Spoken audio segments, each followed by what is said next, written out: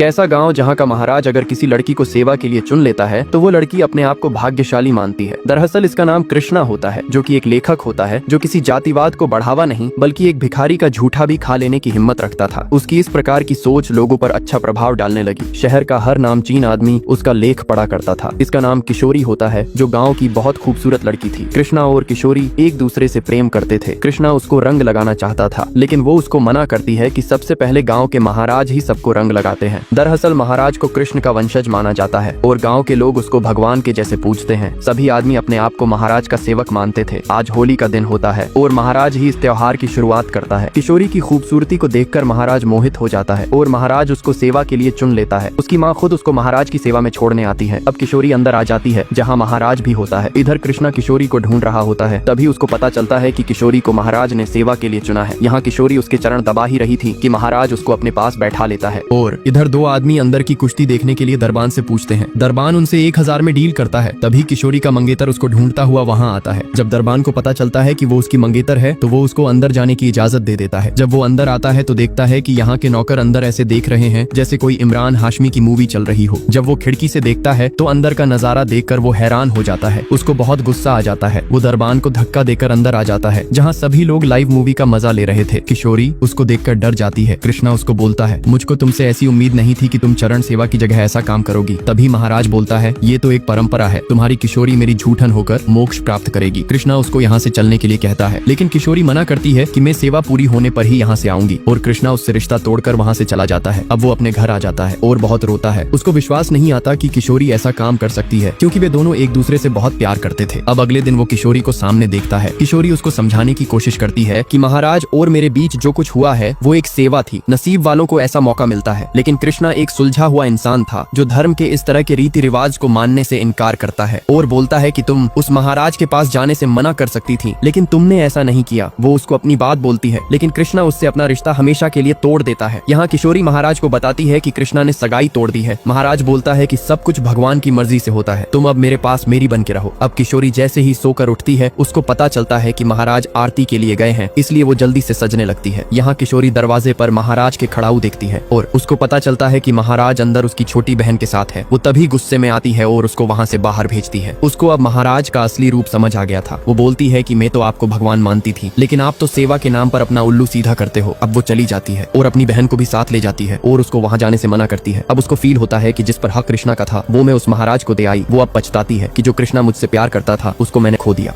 कृष्णा अपनी मंगेतर को छोड़ देता है क्योंकि वो सेवा के नाम पर महाराज के साथ रही थी, क्योंकि इस गांव में महाराज को भगवान माना जाता है। यहाँ कृष्णा का बाप उल्टा उसी पर गुस्सा करता है कि तूने किशोरी के साथ रिश्ता क्यों तोड़ा। ये हमारे गांव की परंपरा है कि लड़कियां हवेली में सेवा देती हैं, लेकिन कृष्णा एक क्रांतिकारी विचारधारा का इंसान था। उसको ये गवारा नहीं था कि उसकी होने वाली बीवी किसी आदमी के पास जाए, लेकिन उसका बाप उसकी बात नहीं सुनता और उसके एक थप्पड़ मारता है। उसकी माँ भी उसको घर से निकल जाने को बोल देती है और वो घर से निकल जाता है। जब सुबह होती है वहाँ दो आदमी आते हैं जो कृष्णा का लेख पढ़ा करते थे और उसकी सोच की इज्जत करते थे। यहाँ महाराज अपनी मालिश करा रहा था कि तभी एक आदमी अपनी बहन को लेके आता है और बताता है कि मेरी बहन आपके बच्चे की माँ बनने वाली है। अगर आपने कुछ नहीं किया तो हमारी बहुत बदनामी होगी। लेकिन वो नहीं मानता, जिससे उसका भाई गुस्सा दिखाने लगता है। लेकिन उसकी बहन महाराज से माफी मांगती है और महाराज उसको धतूरे का लड्डू खिला देता है। उसका भाई खाने के लिए मना करता है, लेकिन वो महाराज की बात मान लेती है। रात को कृष्णा जा रहा था, तभी उसको आवाज सुनाई देती है। वो लड़का बताता है कि महाराज ने मेरी बहन को जहरीला लड्डू खिला दिया है क्योंकि वो पेट से थी। अब वो जैसे ही उसको हॉस्पिटल ले जाने के लिए बैलगाड़ी लेके आता है, वो देखता है कि वे वहाँ से गायब हो जाते हैं। वो उनको ढूंढने की बहुत कोशिश करता है, लेकिन वे उसको नहीं मिलते। वो एक आदमी से पूछ ही रहा था कि वो बताता है कि ये हवेली बहुत लोगों को निगल चुकी है। कृष्णा बोलता है, जब तुमको सब पता है तो आप कुछ करते क्यों नहीं हो। वो बोलता है कि महाराज की ताकत बहुत बढ़ चुकी है, मैं कुछ करना भी चाहूंगा तो मेरी भी आवाज हवेली में दबा दी जाएगी, लेकिन तू हवेली के बाहर से बहुत कुछ कर सकता है। देश के बारे में तो लिखते ही हो, हवेली के बारे में भी लिखना शुरू कर दो। लेकिन अखबार का संपादक कृष्णा को ऐसा करने से मना कर देता है कि महाराज के बारे में ऐसा करने का मतलब है कि अपने पैर पर कुल्हाड़ी मारना। लेकिन कृष्णा अपनी बात पर अटल रहता है। अब वो उसको किशोरी के बारे में बताता है कि वो तुमसे मिलने के लिए आई थी क्योंकि वो किशोरी को बहुत प्यार करता था, इसलिए उसको माफ करने के लिए मान जाता है। तभी वहाँ एक आदमी आता है और उसको अपने साथ ले जाता है। यहाँ वो आके देखता है कि किशोरी अब नहीं रही है, क्योंकि महाराज ने उसके साथ जो किया था उस वजह से वो कृष्णा से आंख नहीं मिला सकती थी। अब वो बहुत गुस्से में महाराज को चेतावनी देता है।